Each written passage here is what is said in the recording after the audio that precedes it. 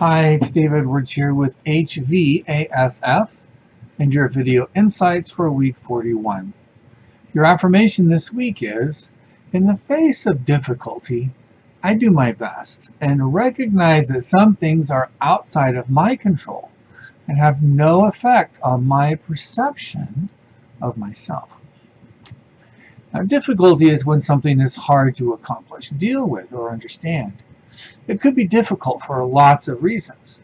Some you have control over, and others you simply don't. In those situations that are outside of your control, you ask, what can I do to make this better? You cannot control the situation directly, but you can control what you do about it. In other words, how you respond. As you strive to rise above your circumstances, you are aware of the potential effect of these difficulties on your self-perception, of how you look at yourself. You cannot control your bad boss, for example. You can control how you allow his or her bad behavior to impact your self-perception. I'll give you three examples to illustrate the point. So here's a first example. I have a bad boss. Now first, I separate my bad boss from my own value as an employee. And then I focus on what I can do. Ideas might include recognize and reinforce the good characteristics of your boss. Everybody has good and bad, so look for the good and reinforce that. Seek to understand the pressures on your boss and try to be a solution to those pressures. Set clear boundaries that you both agree to, you and your boss, and then respectfully hold yourself and your boss accountable.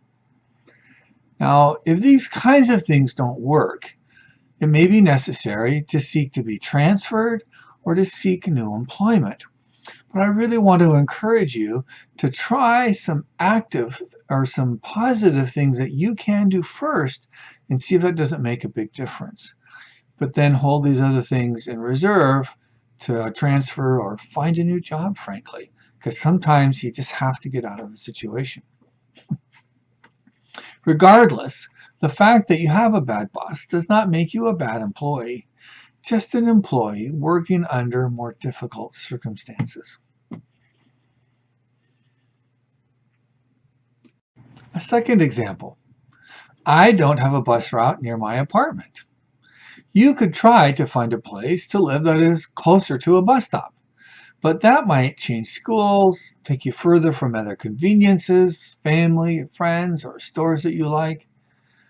So if that isn't a viable option, you could look for work closer to where you live. Or you could petition the bus company to add a stop in front of your place. Now this will certainly be more successful if you find out if some of your neighbors would use the bus if there was a stop out front, or at least nearby. Consider an alternative transportation option like ride sharing, van sharing, riding a bike, or an electric scooter. Those are pretty slick these days. Now, when you consider that most people don't live right next to a bus stop, you think to yourself, or you might think of yourself as living in the norm, not the extraordinary. And here's a third example. There's a drunk driver in front of you. Now, you could tailgate and mimic them as you curse them. Now, wait a minute. That's a sitcom storyline, not real life. It would likely result in you losing your license, or maybe much worse. So I wouldn't do that. In reality, I think first I would avoid the urge to pass, which is very dangerous on several levels. Second, I might stay back 50 or even 100 feet, have a passenger call 911. Or third, you turn off that road and take an alternative route. And finally, you might pull over for an ice cream, which I'm almost always in favor of. And then you eat the ice cream and wait to get back on the road until you've finished it. That should be enough time that they're far away from you. Now, the skill or the lack thereof of the driver in front of you has nothing to do with your own skill as a driver.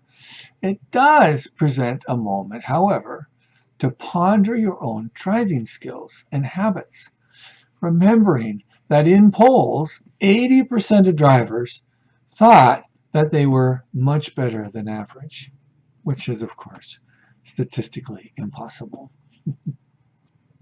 Now, in summary, everyone has difficulties, including you.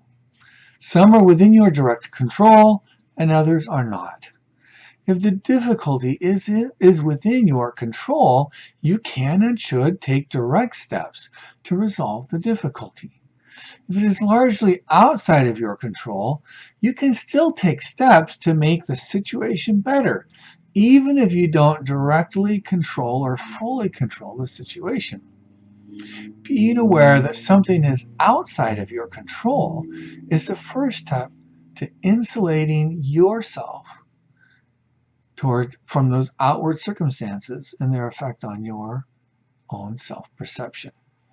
Taking action to make things better reinforces your own sense of control and ability despite the immediate circumstances. Now, thanks for spending these few minutes with me. If you have insights or thoughts or have gained insights, please do share them on our Facebook page so that others can benefit from those insights. I sincerely hope you have a great week.